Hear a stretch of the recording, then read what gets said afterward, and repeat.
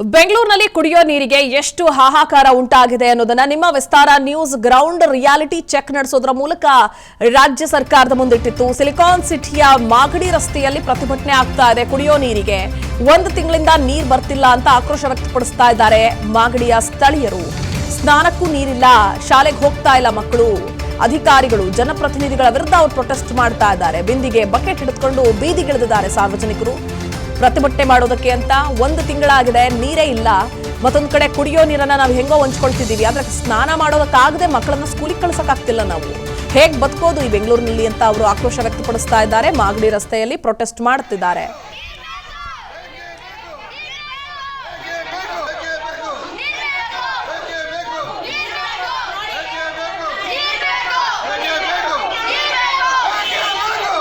ಕೇಳ್ತಾ ಇದ್ದೀರಲ್ಲ, ಅಲ್ಲಿ ಸ್ಥಳೀಯರ ಒಂದು ಆಗ್ರಹವನ್ನ ಬೇಕೇ ಬೇಕು, ನೀರು ಬೇಕು ಅಂತ ಅವರು ಪಟ್ಟು ಹಿಡಿದಿದ್ದಾರೆ. ಒಂದು ತಿಂಗಳಾಗಿದೆಯಂತೆ ನೀರು ಬಿಟ್ಟು. ಅಲ್ಲಿ ಮಕ್ಕಳನ್ನ ಸ್ನಾನ ಮಾಡಿಸಿ ಶಾಲೆ ಕಳ್ಸಕ್ಕೂ ಆಗ್ತಿಲ್ಲ, ಯಾಕಂದ್ರೆ ನೀರೇ ಇಲ್ಲ ಮನೆಯಲ್ಲಿ. ಹೇಗ್ ಬದುಕೋದು ನಾವು ಅಂತ ಅವರು ಆಗ್ರಹಿಸ್ತಾ ಇದ್ದಾರೆ, ಆಕ್ರೋಶ ವ್ಯಕ್ತಪಡಿಸ್ತಿದ್ದಾರೆ. ಅಲ್ಲಿಯ ಸ್ಥಳೀಯ ಜನಪ್ರತಿನಿಧಿಗಳು ಅಥವಾ ಸಂಬಂಧಪಟ್ಟ ಅಧಿಕಾರಿಗಳ ಗಮನಕ್ಕೆ ತಂದಿದ್ದೀವಿ, ಇಷ್ಟೆಲ್ಲ ಸಮಸ್ಯೆ ಆಗ್ತಾ ಇದೆ ಅಂತ ಹೇಳ್ತಿದ್ದೀವಿ.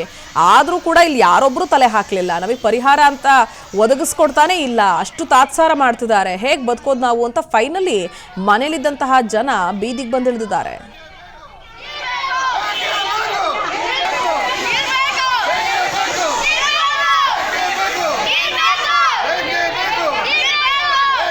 ಬೆಂಗಳೂರಿನಲ್ಲಿ ಕುಡಿಯೋ ನೀರಿಗೆ ಎಷ್ಟು ಹಾಹಾಕಾರ ಉಂಟಾಗಿದೆ ಅನ್ನೋದನ್ನ ನಿಮ್ಮ ವಿಸ್ತಾರ ನ್ಯೂಸ್ ಗ್ರೌಂಡ್ ರಿಯಾಲಿಟಿ ಚೆಕ್ ನಡೆಸೋದ್ರ ಮೂಲಕ ರಾಜ್ಯ ಸರ್ಕಾರದ ಮುಂದಿಟ್ಟಿತ್ತು. ಸಿಲಿಕಾನ್ ಸಿಟಿಯ ಮಾಗಡಿ ರಸ್ತೆಯಲ್ಲಿ ಪ್ರತಿಭಟನೆ ಆಗ್ತಾ ಇದೆ. ಕುಡಿಯೋ ನೀರಿಗೆ ಒಂದು ತಿಂಗಳಿಂದ ನೀರು ಬರ್ತಿಲ್ಲ ಅಂತ ಆಕ್ರೋಶ ವ್ಯಕ್ತಪಡಿಸ್ತಾ ಇದ್ದಾರೆ ಮಾಗಡಿಯ ಸ್ಥಳೀಯರು.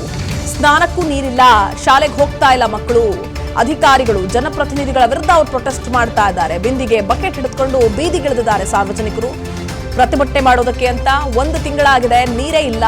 ಮತ್ತೊಂದು ಕಡೆ ಕುಡಿಯೋ ನೀರನ್ನ ನಾವು ಹೆಂಗೋ ಹಂಚ್ಕೊಳ್ತಿದ್ದೀವಿ, ಆದ್ರೆ ಸ್ನಾನ ಮಾಡೋದಕ್ಕಾಗದೆ ಮಕ್ಕಳನ್ನ ಸ್ಕೂಲಿಗೆ ಕಳ್ಸಕ್ಕಾಗ್ತಿಲ್ಲ. ನಾವು ಹೇಗ್ ಬದುಕೋದು ಈ ಬೆಂಗಳೂರಿನಲ್ಲಿ ಅಂತ ಅವರು ಆಕ್ರೋಶ ವ್ಯಕ್ತಪಡಿಸ್ತಾ ಇದ್ದಾರೆ. ಮಾಗಡಿ ರಸ್ತೆಯಲ್ಲಿ ಪ್ರೊಟೆಸ್ಟ್ ಮಾಡ್ತಿದ್ದಾರೆ.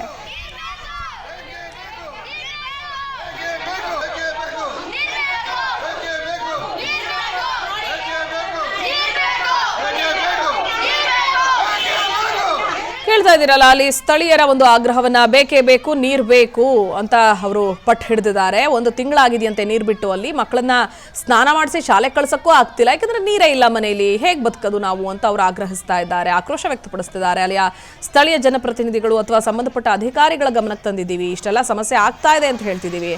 ಆದ್ರೂ ಕೂಡ ಇಲ್ಲಿ ಯಾರೊಬ್ರು ತಲೆ ಹಾಕ್ಲಿಲ್ಲ, ನಮಗೆ ಪರಿಹಾರ ಅಂತ ಒದಗಿಸ್ಕೊಡ್ತಾನೆ ಇಲ್ಲ. ಅಷ್ಟು ತಾತ್ಸಾರ ಮಾಡ್ತಿದ್ದಾರೆ. ಹೇಗ್ ಬದುಕೋದು ನಾವು ಅಂತ ಫೈನಲಿ ಮನೇಲಿದ್ದಂತಹ ಜನ ಬೀದಿಗೆ ಬಂದಿಳಿದಿದ್ದಾರೆ.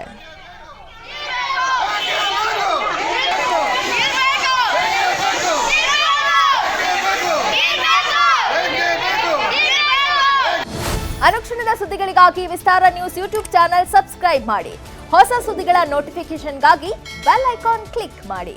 ಲೇಟೆಸ್ಟ್ ಅಪ್ಡೇಟ್ಸ್ಗಾಗಿ www.vistaranews.com ವೆಬ್ಸೈಟ್ಗೆ ವಿಸಿಟ್ ಮಾಡಿ.